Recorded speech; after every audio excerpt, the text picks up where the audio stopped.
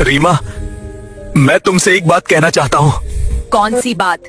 जल्दी कहो, मेरा वक्त जाया मत करो। मैं तुमसे मोहब्बत करता हूँ। मैं तुमसे शादी करना चाहता हूँ। शादी? और तुमसे? राजू, तुम गट्टे छुनते हो, कूड़ा उठाते हो और सोचते हो कि तुम मुझ जैसी लड़की से शादी करोगे। तुमने आईने में अपनी शक्ल देखी है कभी? तुम्हारी जेब में 2 रुपए नहीं और जबान पर ख्वाब है। तुम्हें शर्म नहीं आती ये बात कहते हुए? हाँ, मैं गद्दे चुनता हूँ मगर दिल नहीं बेचता। आज तुमने मुझे ठुकरा दिया है ना, याद रखना पत, एक दिन ऐसा आएगा जब तुम खुद मेरे पास आओगी, लेकिन उस दिन मैं तुम्हें अपनाऊंगा नहीं। मैं तुमसे शादी नहीं, कुछ और करूंगा। कुछ और करोगे? तुम जैसे लोग खुद बिकते हैं राजू। राजू ये सोचते हुए चल पड़ा कि एक दिन वो खुद मेरे पास चलकर आएगी। रीमा के चले जाने के बाद राजू दिनों तक खामोश और टूटा सा रहा। ना बात करता, ना मुस्कुराता, बस यूं ही दिन गुजारता रहा। राजू, जिंदगी रुकती नहीं, आगे बढ़ना सीखो। बेटा, तुम शादी कर लो, जिंदगी संभाल जाएगी।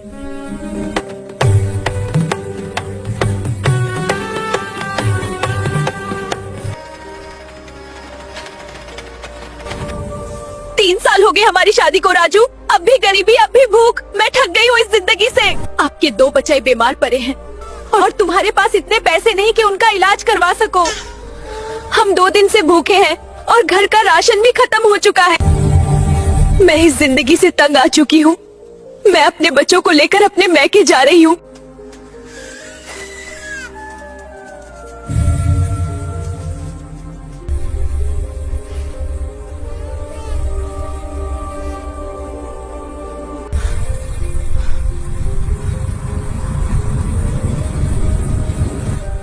पहले मेरी मोहब्बत मुझे ठुकरा के चली गई, अब मेरी बीवी भी छोड़ गई। शायद इस दुनिया में सब कुछ पैसा है। पैसा होगा तो रिश्ते जुड़ेंगे, वरना अपने भी अपने नहीं रहते। अब मैं दिल लगाकर, जान लगाकर, कुछ भी करना पड़े अमीर बनकर दिखाऊंगा। अगली सुबह सूरज निकलने से पहले राजू ने अपनी पुरानी बोरी कंधे पर डाली और गांव के बाहर गत्ते चुनने के लिए निकल गया। दिल में एक जिद, एक अज़्म लिए कि अब किस्मत को बदलना ही होगा। देखो देखो, निकम्मा जा रहा है। देखो, कबाड़ वाला आ गया। उस दिन भी राजू ने कूड़े के ढेर में एक नया कोना चुना। चलो आज उस तरफ देखते हैं। छड़ी से मिट्टी उलटते हुए अचानक उसकी नजर एक अजीब चीज पर पड़ी। एक बोरा, बिल्कुल साफ, लगभग नया, न कीचड़ न दाग, ऊपर मोटी रस्सी की गांठें कसकर बंधी थीं। किसने फेंका होगा ये? वो बड़बड़ाया। जब उसने खींचने की कोशिश की, बोरा हैरान करने वाला भारी लगा, जैसे अंदर कुछ ठोस हो। उसने सोचा शायद कपड़े होंगे। चारों तरफ नजर दौड़ाई, कोई आसपास नहीं था। फिर बोरा धीरे धीरे किनारे खिसकाया, जहां धुंध का पर्दा उसे छुपा रहा था। उसने रस्सी खोली, बोरा खुला और उसकी सांस रुक गई। ये सपना तो नहीं।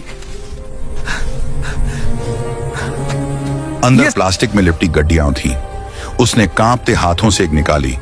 500 के नए नोटों के बंडल। आंखें चौंधियां गईं। वो घुटनों के बल बैठ गया। नोटों को छू कर देखा। क्या ये सच है? वो खुद से बोला। दिल की धड़कन तेज हो गई। चारों तरफ देखा, कहीं कोई देख तो नहीं रहा। दिल तेजी से धड़क रहा था। कुछ लम्हे वो वहीं बैठा रहा, फिर गहरी सांस ली और फैसला कर लिया।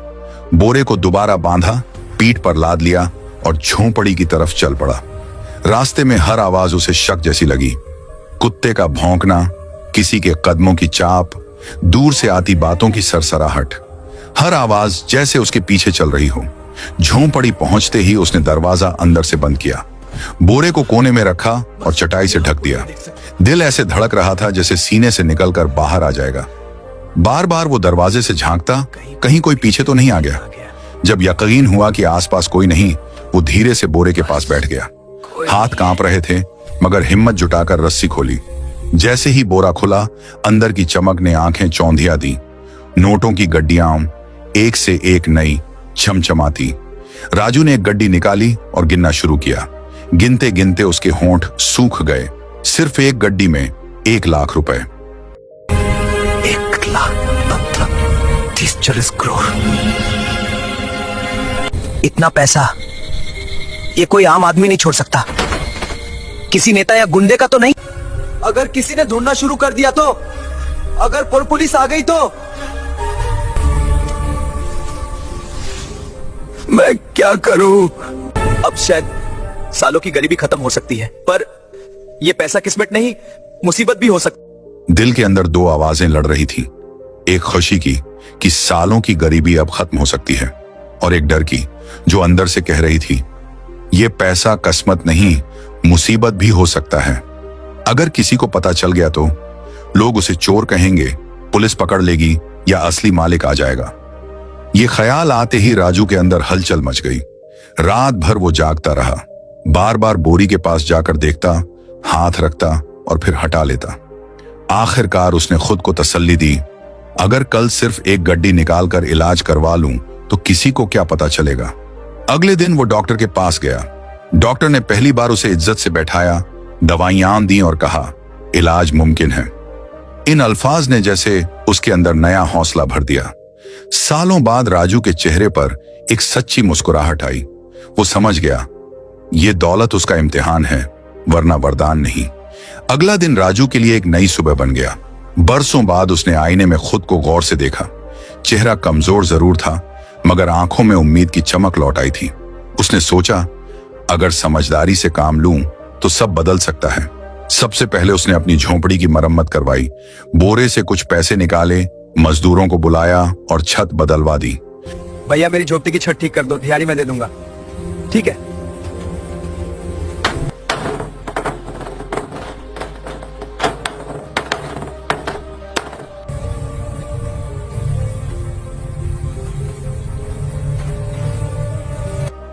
हाँ भैया काम पूरा हो गया, ये लो अपनी दिहाड़ी के पैसे बस। शुक्रिया। कुछ ही दिनों में घर की बदबू और सीलन कम हो गई।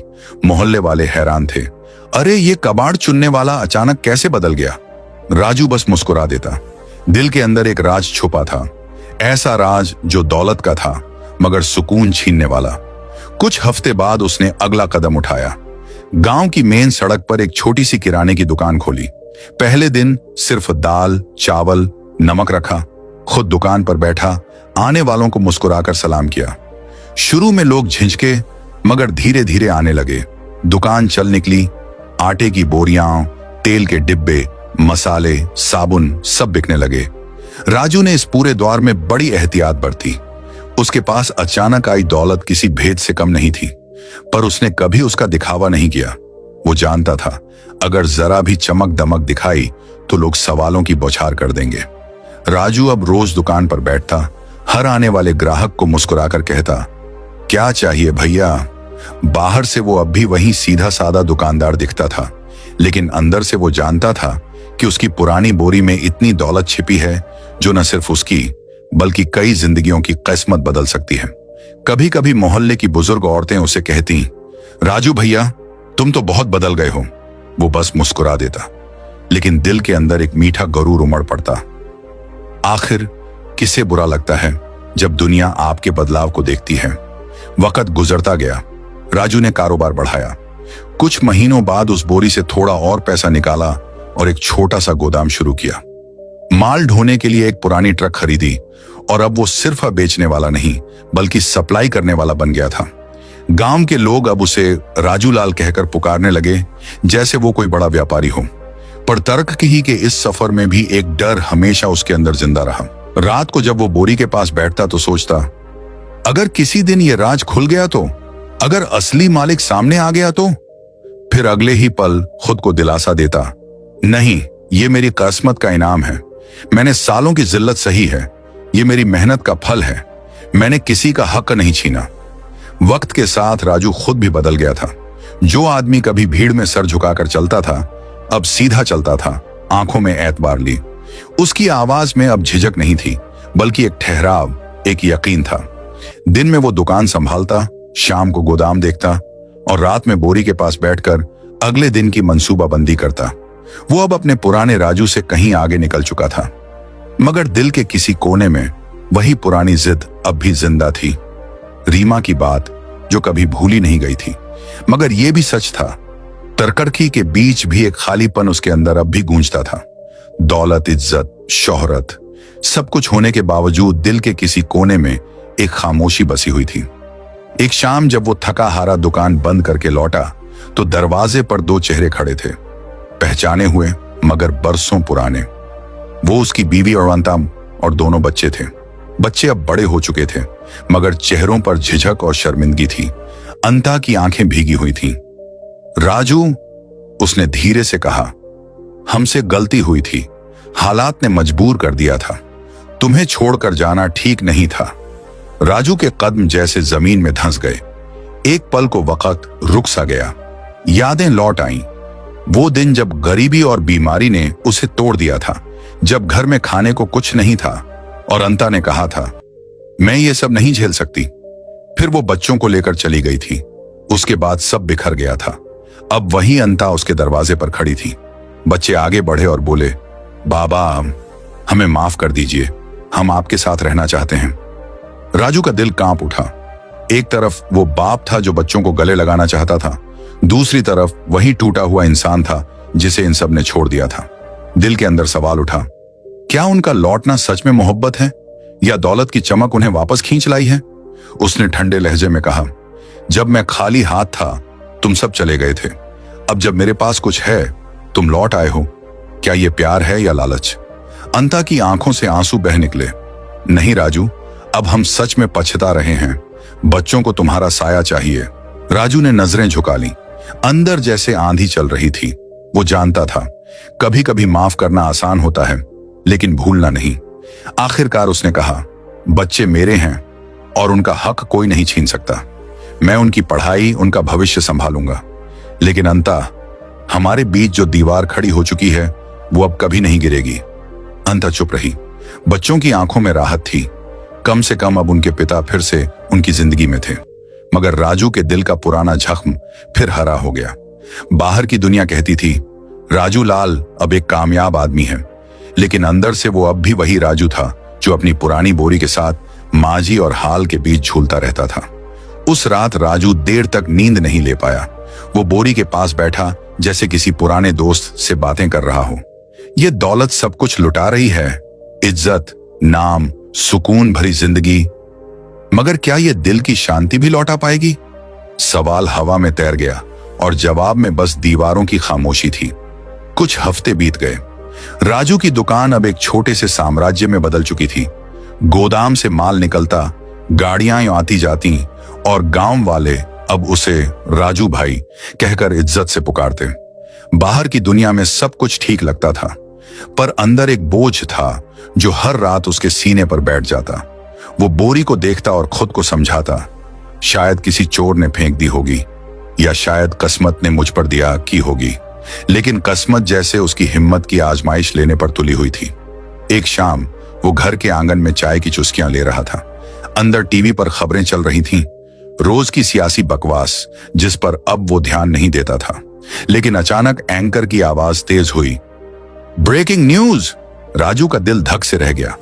एंकर कह रहा था, विधायक के घर हुई बड़ी चोरी, करोड़ों रुपए नकद और जेवरात गायब। पुलिस को शक है कि चोर ने रकम कहीं छिपा दी है जिसकी तलाश जारी है। एंकर की आवाज गूंजती रही, एक चोर विधायक के घर से पैसे चुराकर भाग गया।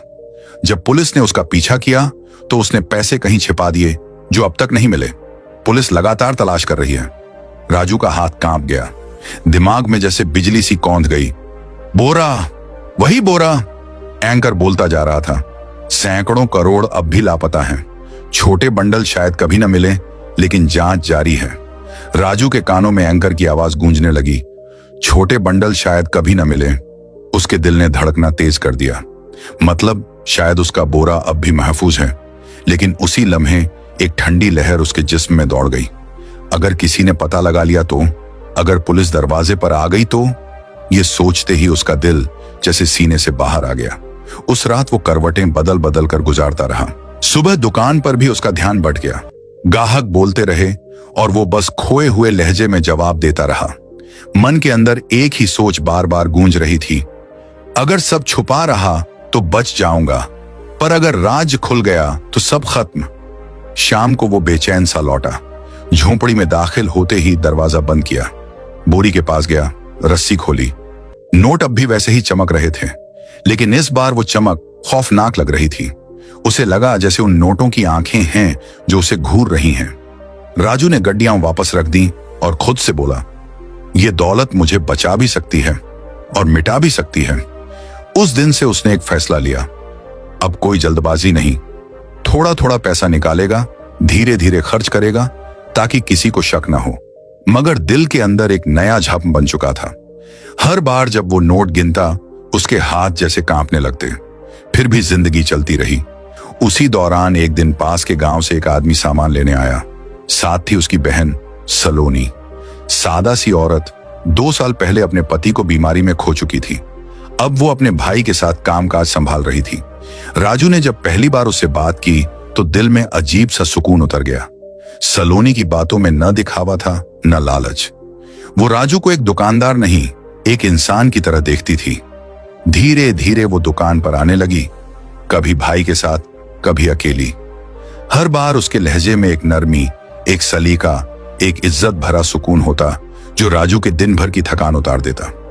एक दिन सलोनी ने मुस्कुराकर कहा, आप बहुत मेहनती हैं राजू जी, गांव में सब आपकी इज्जत करते हैं। राजू उस पल बस मुस्कुरा दिया, मगर दिल के अंदर एक अनकहा एहसास जागा। शायद पैसा इंसान को महफूज कर देता है, मगर किसी का अपनापन ही उसे जिंदा रखता है। जब सलोनी ने नरमी से कहा, आप बहुत इज्जतदार इंसान हैं, तो बरसों बाद पहली बार किसी के लफ्जों ने उसके दिल को छू लिया। वो भी एक खूबसूरत शरीफ औरत के मुंह से। उसके सीने में जैसे ठंडक उतर गई। धीरे धीरे दोनों के बीच एक नरम रिश्ता जन्म लेने लगा। सलोनी सिर्फ सुनती नहीं थी, वो समझती थी। जब उसे राजू के मांझी का इल्म हुआ तो उसने अफसोस नहीं जताया, बल्कि उसकी आंखों में देखकर बस इतना कहा, जो बीत गया वो वक्त की आजमाइश थी, अब जरूरी है कि तुम आगे बढ़ो। इन लफ्जों ने जैसे राजू के अंदर एक नया दिया जला दिया। कुछ महीनों बाद उसने फैसला कर लिया, वो सलोनी से शादी करेगा।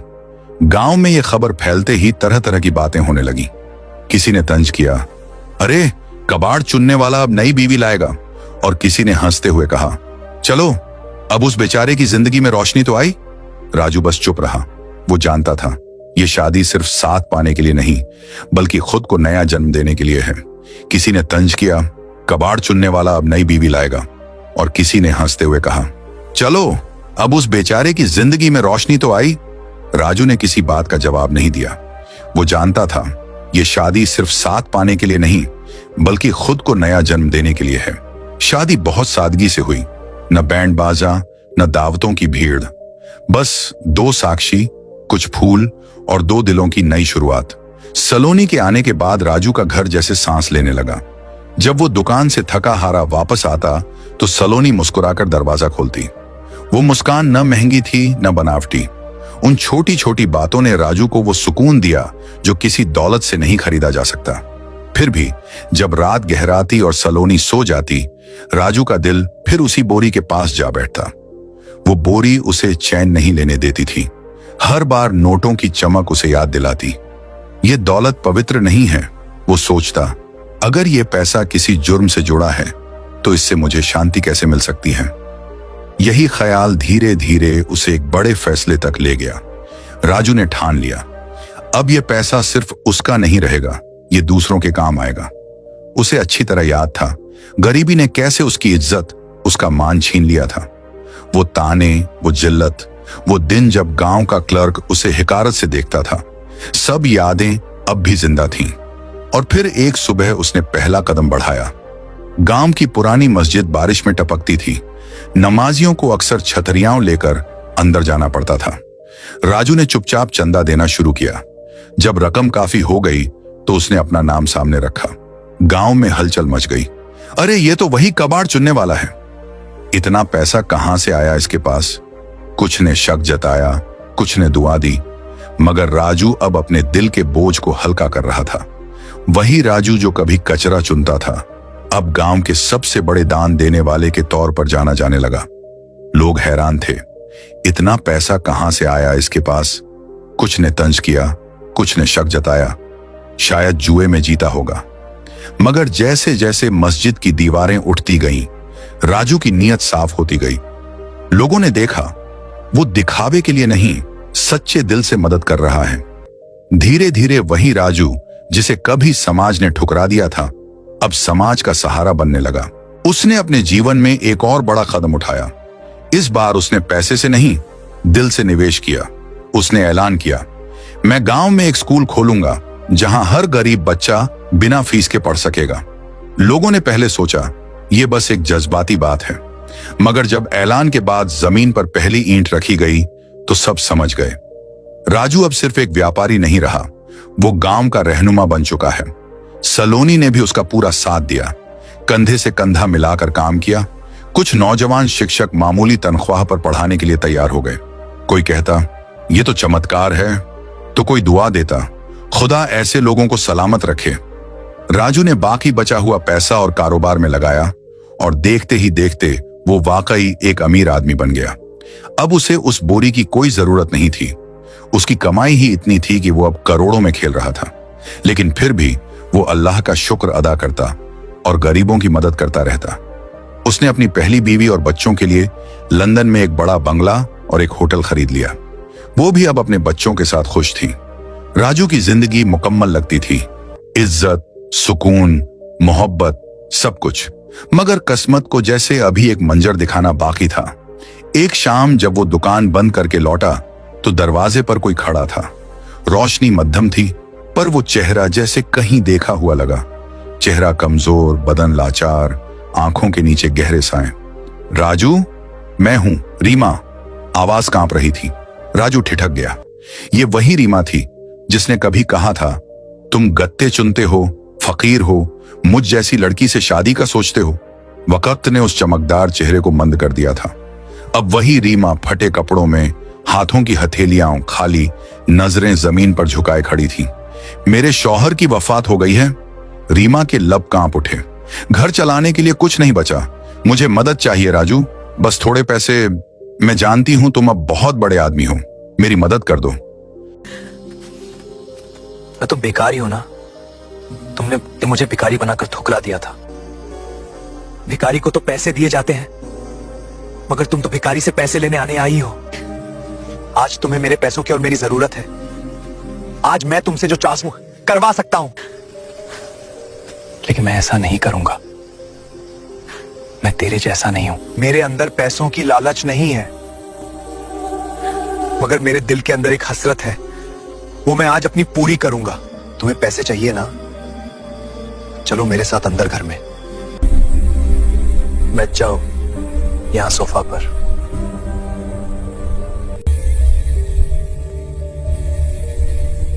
ये लो, चाय पी लो। तुमने मुझे भिखारी कहकर ठुकरा दिया था, आज मेरा आलीशान घर देख लो। ये लो, अपने काम के लिए रख लो।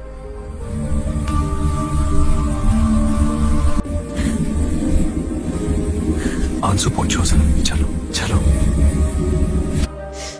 आप मुझसे शादी कर लीजिए, मैं अकेली पड़ गई हूँ। नहीं रीमा, अब मैं तुमसे शादी नहीं कर सकता।